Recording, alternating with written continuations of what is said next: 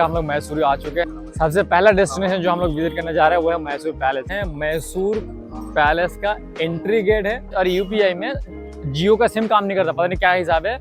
जियो का सिम से पेमेंट नहीं लेता। पर हेड इंडियन का 120 है, बच्चों के लिए 70 है और फॉरेनर्स के लिए यहाँ भी 1000 रुपए का टिकट है। ये आप मेरे सामने देख सकते हैं, अम्बा विला पैलेस भी कहा जाता है। और शूज हम लोगों ने रख दिया शू रैक में, फ्री सर्विस है। पूरा का पूरा लाजवाब है।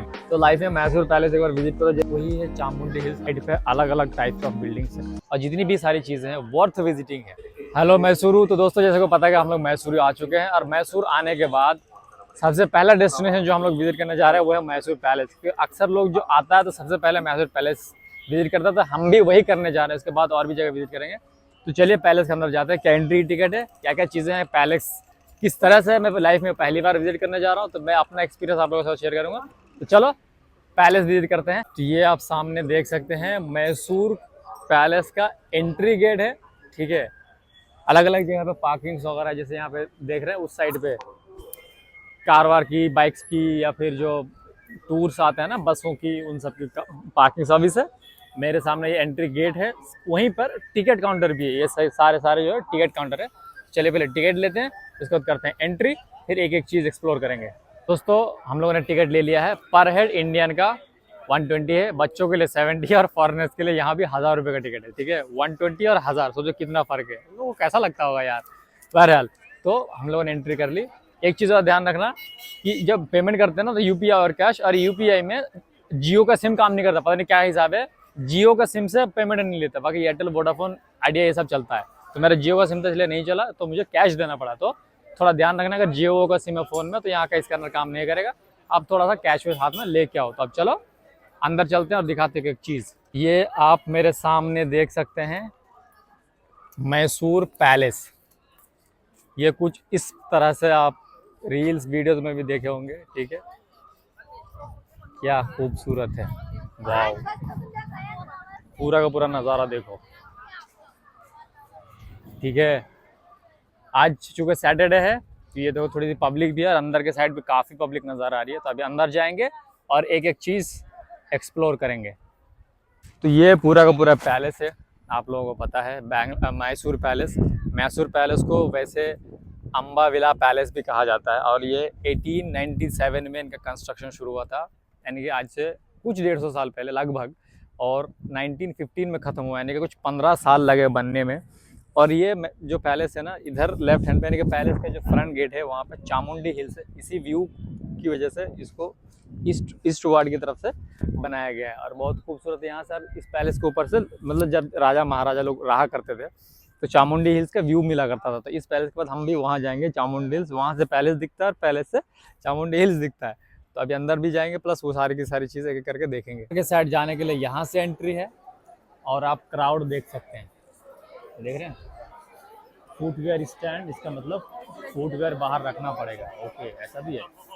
शूज़ हम लोगों ने रख दिया शू रैक में, फ्री सर्विस है। जितने भी लोग हो वो एक थैला दे रहे हैं, उस थैले में शूज़ रख लो और खाली पैर फिर आपको अंदर आना है। ठीक है, तो अभी जा रहे हैं अंदर के साइड।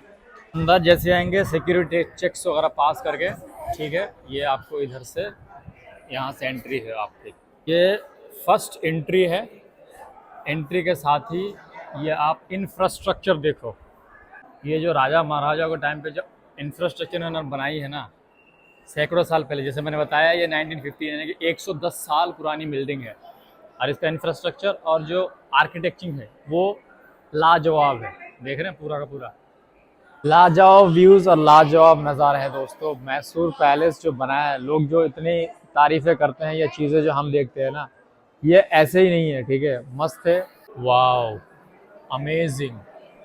गाइज आप ये देखो, ऐसा, क्या बात है। पुष्पेंदु दा ने सही बोला था कि बेंगलोर पैलेस से अलावा जो मैसूर पैलेस है ना वो वर्थ विजिट है। इतना खूबसूरत इंफ्रास्ट्रक्चर, वाव। और जैसे जैसे आप अंदर आएंगे यहाँ पे राज घराने के कुछ पिक्चर्स विद डिटेल्स आपको देखने को मिलेगी। ठीक है, ये सारे के सारे हैं, दोनों साइड पे आप राजघराने के सारे पिक्चर्स वगैरह देख सकते हैं। ये एक जनरेशन्स बाय जनरेशन्स आप ये देख रहे हो। और नीचे सब कुछ लिखा हुआ है, जैसे एज एन एग्जांपल ये देखो, वाणी विलासा सनी दयाना, ये इस तरीके का सब कुछ है। और अंग्रेज काल में भी जब लोग आए थे तो queen Alexander and king Edward seven, ये आप देख रहे हैं, ये सारी की सारी चीज़ें आपको देखने को मिलेगी। और अगर आप चाहे बैंगलोर हो या कर्नाटका में या कहीं भी हो, ऑल ओवर इंडिया में भी हो ना, तो लाइफ में मैसूर पैलेस एक बार विजिट करो। जैसे हम लोग दिल्ली जैसे एरिया में है तो लोग आगरा वगैरह विजिट करते हैं, तो उसका तो कोई जवाब ही नहीं, लेकिन मैसूर पैलेस भी एक बहुत खूबसूरत जगह है, पूरा का पूरा लाजवाब है। ठीक है, आपको थोड़ा और इधर से दिखाते हैं, एक नंबर है यार, मतलब कसम से। ये जो सामने दिख रहा है आपको गेट, सामने के पीछे से एरिया में वो वही है चामुंडी हिल्स। अभी आजकल घर वर बन गए हैं, लेकिन आज 100 साल पहले ना इधर टाउन हुआ करती थी। जैसे आप लोगों को पता है कि हर जो भी सिविलाइजेशन है उसको बसने में टाइम लगता है। यहीं से दिखता है चामुंडी हिल्स, और इसके टेरिस में जाएंगे तो क्या ही कहने। देखो बैकग्राउंड का नज़ारा, जो ग्राउंड फ्लोर था उसका इंफ्रास्ट्रक्चर कुछ और था, ये वाला जो फ्लोर है इसका इंफ्रास्ट्रक्चर कुछ और है। ये देख रहे हो पूरा का पूरा सब कुछ इस तरीके का इंफ्रास्ट्रक्चर देखने को मिलता है। ठीक है, कैमरे में तो जो दिख रहा है ना, इससे 100 गुना ज़्यादा सामने से नज़र आता है और सामने से खूबसूरत लगता है। ये देख रहे हो, ये 100 साल पुरानी इंफ्रास्ट्रक्चर है, 100 साल पुरानी बिल्डिंग है, पैलेस है, आज भी वैसे ही खूबसूरती है, मस्त है।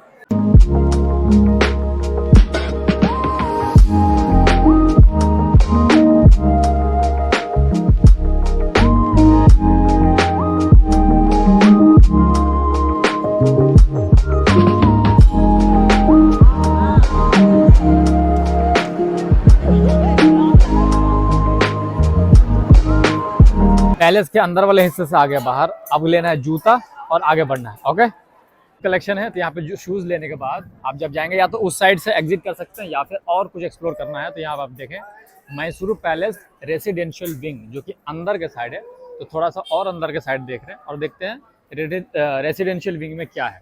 ओके, साइड पे अलग अलग टाइप्स ऑफ बिल्डिंग्स हैं, आप देख सकते हैं। जो सामने एक मेजर दिख रही है वो है the royal house of Mysuru, मतलब जब ये राजकाल चलता होगा, ऑफिसेज होते होंगे, ठीक है, ये उस टाइप की ऑफिसेज वगैरह होंगे। और आगे मंदिर है इस टाइप, अंदर जाके और भी काफ़ी कुछ है। ठीक है, तो अभी हम लोग उतना एक्सप्लोर नहीं करते हैं, चलते हैं वापस के साइड, क्योंकि हमारा एक दिन का प्लान है और अभी और भी कुछ है कवर करने के लिए हमारे पास। और मैसूर पैलेस की एंट्री 120 रुपये की है और 70 रुपये में मैं बेंगलोर से मैसूर आ चुका हूँ। ठीक है, तो इस हिसाब से मैसूर पैलेस सजेस्ट करेंगे कि सुबह आके शाम को इवनिंग में लौट सकते हो। एक दिन का ही पे मेरा प्लान था, हम लोगों का प्लान था कि सुबह आएंगे शाम में सब कवर करेंगे। तो अभी तो हाफ डे में हमने मैसूर पैलेस कवर कर लिया। हिस्टोरिकल पैलेसेस आओ और आपको शॉपिंग के लिए या फिर खाने पीने के लिए कुछ ना मिले, ऐसा हो नहीं सकता। तो जैसे एग्जिट करेंगे, तो जैसे इस गेट से एंट्री की थी उसी एग्जिट गेट के पास ये सारे के सारे स्टॉल्स हैं। ठीक है, तो इन सारे स्टॉलों में कुछ खा पी सकते हैं, कुछ ले सकते हैं, तो ये सारा का सारा है। ठीक है, और ये सामने आगे है इसका एग्जिट गेट। तो दोस्तों हम लोगों ने फाइनली मैसूर पैलेस विजिट कर लिया और लाजवाब जगह है। इंटीरियर और अंदर की कारीगरी और जो हिस्टोरिकल चीज़ें हैं ना, वो देखने वाली चीज़ें हैं, और जितनी भी सारी चीज़ें हैं वर्थ विजिटिंग है। 120 का एंट्री प्राइस है, लेकिन कोई नहीं, चूँकि हिस्टोरिकल प्लेसेस है उनका एक स्टैंडर्ड सेट करके रखते हैं। लाजवाब है। अगर आप बैंगलोर में हो या कर्नाटका में हो या ऑल ओवर इंडिया में भी हो ना, तो आके एक बार ज़रूर से विजिट करो।